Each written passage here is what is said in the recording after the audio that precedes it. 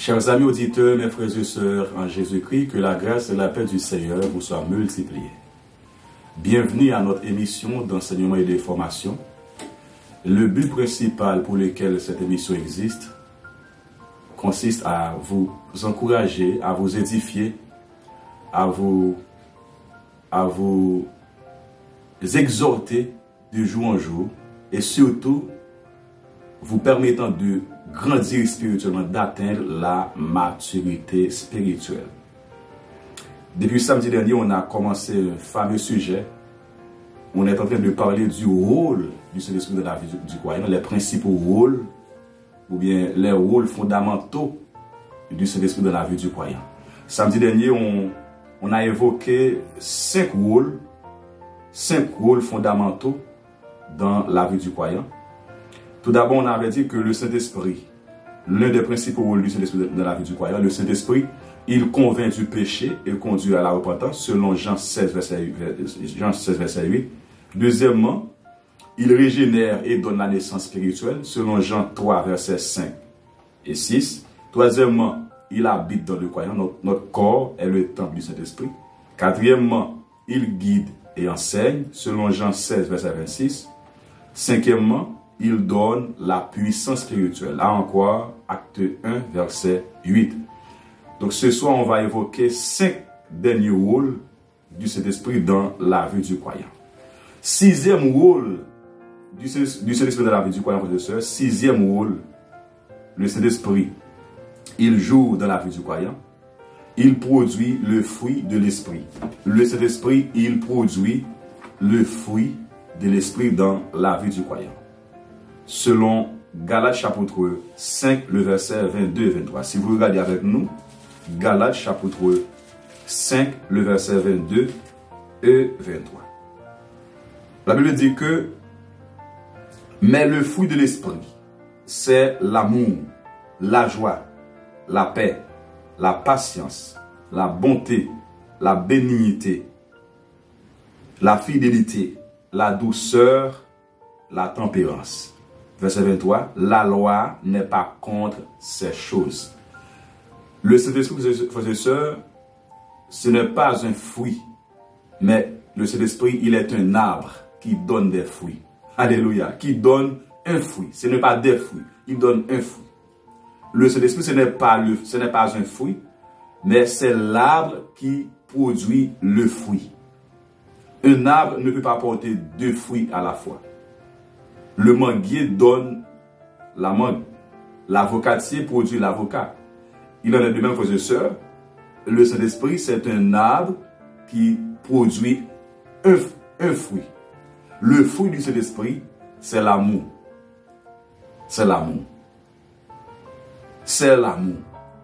Alors, dans l'amour, il y a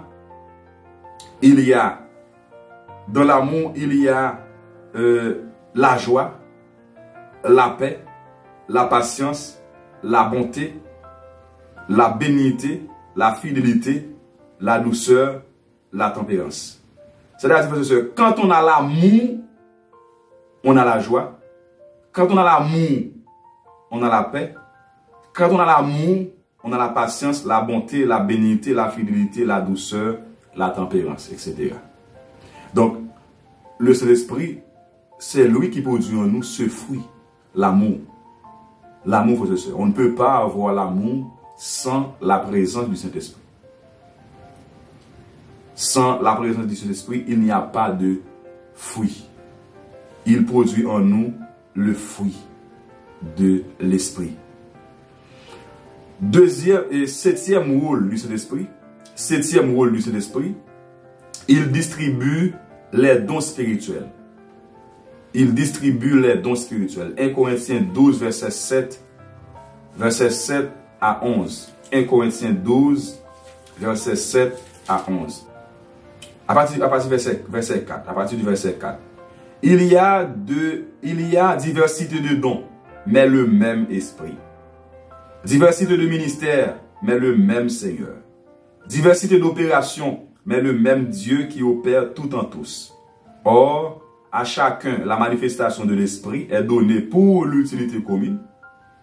En effet, À l'un est donné par l'Esprit une parole de sagesse, à un autre une parole de connaissance, selon le même esprit, à un autre la foi, par le même esprit, à un autre le don des guérisons, par le même esprit, à un autre le don d'opérer des miracles, à un autre la prophétie, à un autre le discernement des esprits, à un autre la diversité des langues, à un autre l'interprétation des langues. Verset 11. Un seul et même esprit opère toutes ces choses, les distribuant à chacun en particulier comme il veut. Le Saint-Esprit distribue les dons spirituels.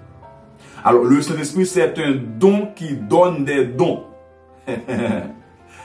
Alors, lorsque nous lisons Actes chapitre 2, verset 38, lorsque la Bible dit que repentez-vous et que chacun de vous soit baptisé pour le pardon du Saint-Esprit, pour le pardon de vos péchés, et vous recevrez le don du Saint-Esprit. Là, il ne parle pas des dons, il parle du don du Saint-Esprit. Donc, le Saint-Esprit, c'est un don de Dieu, c'est un cadeau que Dieu nous donne.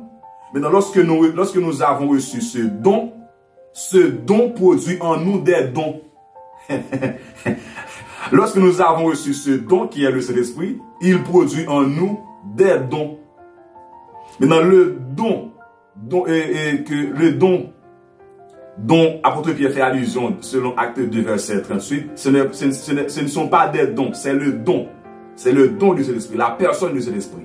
Maintenant, lorsque le Saint-Esprit vient en nous, il habite en nous, il produit en nous des dons. Le don de parler en langue, le don de guérison, le don de la foi, disons les différents dons que nous venons de citer ici, selon 1 Corinthiens 12, verset 4 à 11. Donc, c'est lui, frères et sœurs, le Saint-Esprit qui donne les dons. Ce n'est pas à nous de décider. Il y a certains chrétiens qui prient pour recevoir des dons. Seigneur, moi, je veux le don de parler en langue. Seigneur, je veux le don de la foi, etc. C'est le Saint-Esprit qui donne les dons. C'est lui qui produit. Le texte nous dit qu'il donne les distribuant à chacun, en particulier, comme il veut. C'est-à-dire, frères et sœurs, vous pouvez décider de parler en d'autres langues. Le Saint-Esprit vous donne le don de la foi.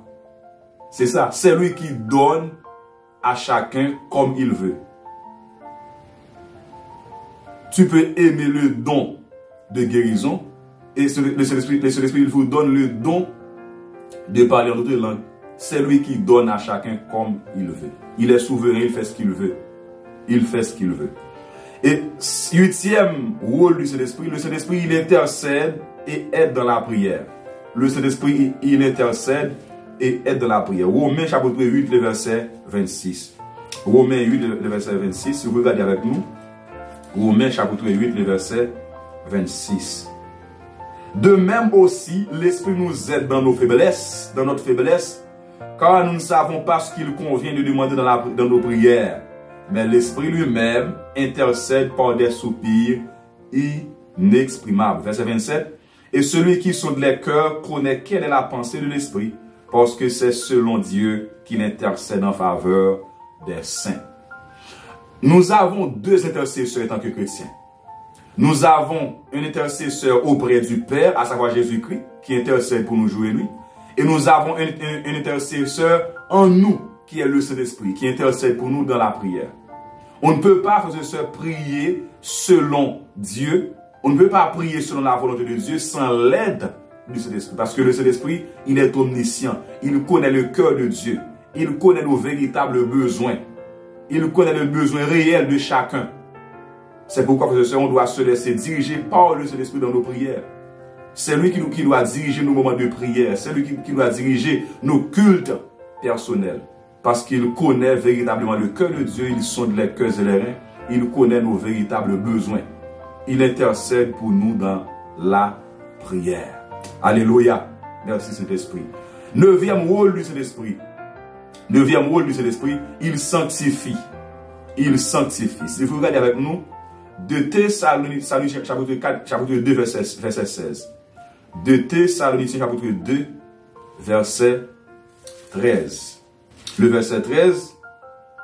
Pour nous, frères bien-aimés du Seigneur, nous devons à votre sujet rendre continuellement grâce à Dieu. Parce que Dieu vous a choisi dès le commencement pour le salut, par la sanctification de l'Esprit et par la foi en la vérité. Il sanctifie le croyant. Le Saint-Esprit, il sanctifie l'Église. Il nous purifie, il nous sanctifie de tout mal, de tout péché. Et dixième rôle pour finir, dixième rôle du Saint-Esprit, le Saint-Esprit, il donne l'assurance du salut. Il donne l'assurance du salut. À en quoi Romains chapitre 8, le verset 16. Romains chapitre 8, le verset 16. L'Esprit lui-même rend témoignage à notre esprit que nous sommes enfants de Dieu.